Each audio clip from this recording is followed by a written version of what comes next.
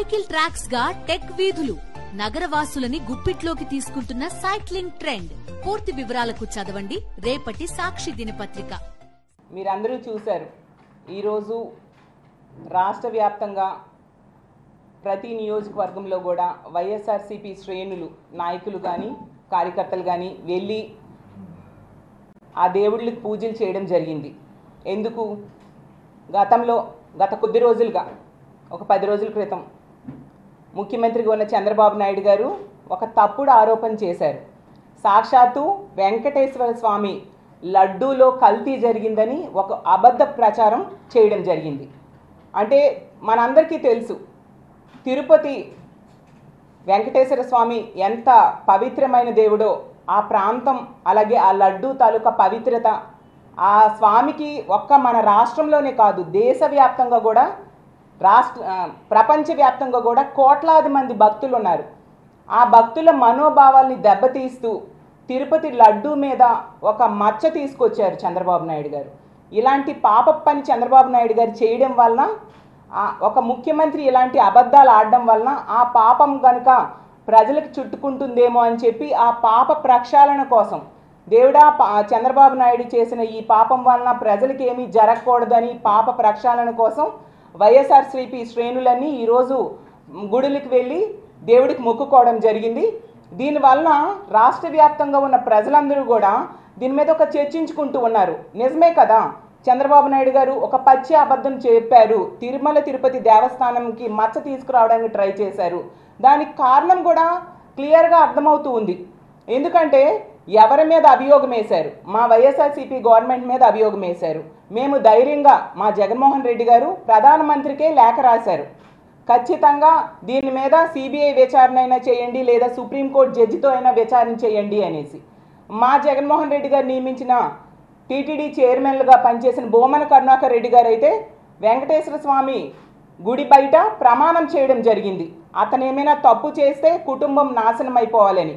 అంటే ఏ తప్పు చేయలేదు కాబట్టి అంత ధైర్యంగా ప్రమాణం చేయడం జరిగింది. అలాగే వైవి సుబ్బారెడ్డి గారు తీసుకుంటే సుప్రీంకోర్టులో పిటిషన్ వేశారు, సుప్రీంకోర్టు జడ్జితో విచారణ జరపాలి అని. బోమన్ కరుణాకర్ రెడ్డి గారు సిబిఐ విచారణ కావాలి అని అడిగారు.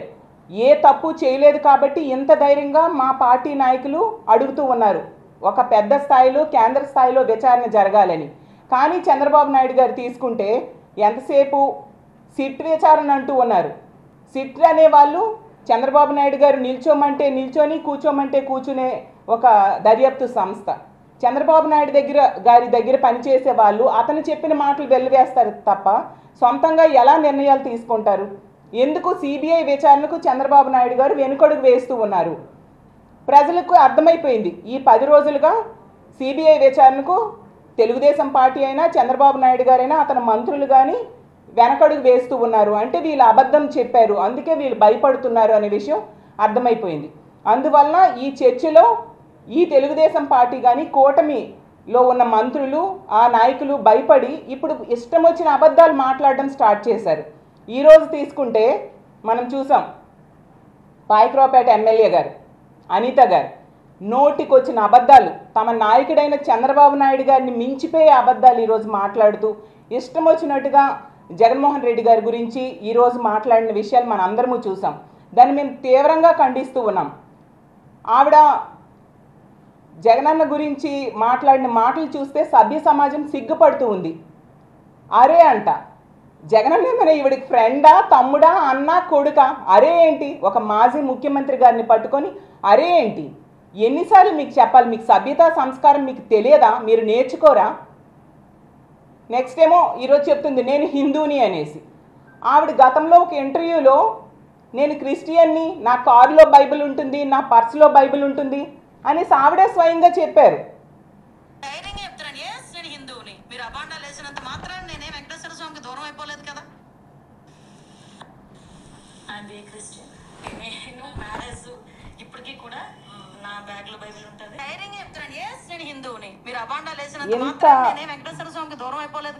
గంటకు ఒక మాట మాట్లాడే ఈవిడ జగన్మోహన్ రెడ్డి గారి గురించి మాట్లాడే అర్హత ఈవిడకు ఉందా అని నేను ప్రశ్నిస్తూ ఉన్నాను. మరి ఈవిడ మొన్న హోమ్ మినిస్టర్ అయ్యాక పాదయాత్ర చేస్తూ తిరుపతి వెళ్ళారు కదా, ఈవిడ డిక్లరేషన్ మీద సంతకం పెట్టారా? అసలు ఈవిడ పెట్టకుండా ఏ మొహం పెట్టుకొని జగన్మోహన్ రెడ్డి గారి మీద ఈవిడ మాట్లాడుతూ ఉన్నారు. అలాగే తీసుకుంటే ఇన్ని అబద్ధాలు చెప్తూ ఉన్నారు కదా. జగనన్న కంట తిరుపతి వెళ్ళడం ఇష్టం లేక వాయిదా వేసుకున్నారంట. ఇష్టం లేకుండానే ఇప్పటికీ 10-11 సార్లు పైగా జగన్మోహన్ రెడ్డి గారు తిరుపతి వెళ్ళి ఆ స్వామి దర్శనం చేసుకుంటారా? ఇష్టం లేకుండానే పాదయాత్ర గతంలో జగనన్న 2019కి ముందు సంవత్సరంన్నర పాదయాత్ర చేశారు. ఆ పాదయాత్ర ప్రారంభించడానికి ముందు కూడా తిరుపతి వెళ్ళి దర్శనం చేసుకున్నారు. అయ్యాక కూడా మెట్లెక్కి స్వామిని దర్శనం చేసుకొని ఆ పాదయాత్రని ఫినిష్ చేయడం జరిగింది. ఇదంతా కూడా అంటే దర్శనం చేసుకోవడం ఇష్టం లేకుండానే చేస్తారా? అలాగే 5 సార్లు సీఎంగా పట్టు వస్త్రాలు సమర్పించారు. అది కూడా ఇష్టం లేకుండానే చేస్తారా? అలాగే తీసుకుంటే జగన్మోహన్ రెడ్డి గారిని అడ్డుకోవడానికి అడుగడుగునా ప్రయత్నించి మళ్ళీ తిరిగి చంద్రబాబు నాయుడు గారైనా అనిత గారైనా చెప్తున్నారు, మేమే నోటీసులు ఇవ్వలేదు, మేమేమో అడ్డుకోవడానికి ప్రయత్నించలేదు, ఎవరు అడ్డుకున్నారు అనేసి. మరి నోటీసులు ఇవ్వకపోతే ఇవన్నీ ఏంటి? నిన్ననే మా జగన్మోహన్ రెడ్డి గారు ప్రెస్ మీట్లో చెప్పారు, నోటీసులు కూడా చూపించారు. మా పార్టీ నాయకులకి కార్యకర్తలకి ఎన్ని నోటీసులు ఇచ్చారు చూడండి. చిత్తూరు, అలాగే కడప, అనంతపురం, ఆ డిస్ట్రిక్ట్స్లో ఆ చుట్టుపక్కల జిల్లాల్లో ఉన్న నాయకులందరికీ కూడా పోలీస్ నోటీసులు ఇచ్చి అక్కడికి వెళ్ళొద్దు అంటూ, అలాగే సదరు కార్యక్రమానికి అనుమతి లేనందున అంటే జగనన్న పర్యటనకు మాజీ ముఖ్యమంత్రి వర్యులు వైఎస్ జగన్మోహన్ రెడ్డి గారు తిరుపతి సందర్శన ఉన్నందున సదరు కార్యక్రమానికి అనుమతి లేనందున అంటూ ఇంత క్లియర్గా నోటీసులు ఇస్తే అనిత గారు మేమెవ్వరికి నోటీసులు ఇవ్వలేదు అని చెప్తున్నారు. అంటే ఒక హోమ్ మినిస్టర్గా ఉన్న ఆవిడ ఇలాంటి పచ్చి అబద్ధాలు చెప్పవచ్చా? ఒక ముఖ్యమంత్రి స్థాయిలో ఉన్న చంద్రబాబు నాయుడు గారు మేము ఎక్కడ అడ్డుకున్నాము అంటూ ఇలాంటి మాటలు మాట్లాడవచ్చా? ఏమి సందేశం మీరు ఇస్తూ ఉన్నారు? గతంలో మనందరము చూసాం, అమిత్ షా గారు బీజేపీ అధ్యక్షులుగా ఉండేప్పుడు అతను తిరుపతి వస్తే రాళ్ళు వేయించారా లేదా? ఇదే తెలుగుదేశం పార్టీ శ్రేణులు. కానీ ఇప్పుడు దురదృష్టం ఏంటంటే అదే బీజేపీతో కూటమిగా ఇదే తెలుగుదేశం పార్టీ శ్రేణులు ఉన్నారు.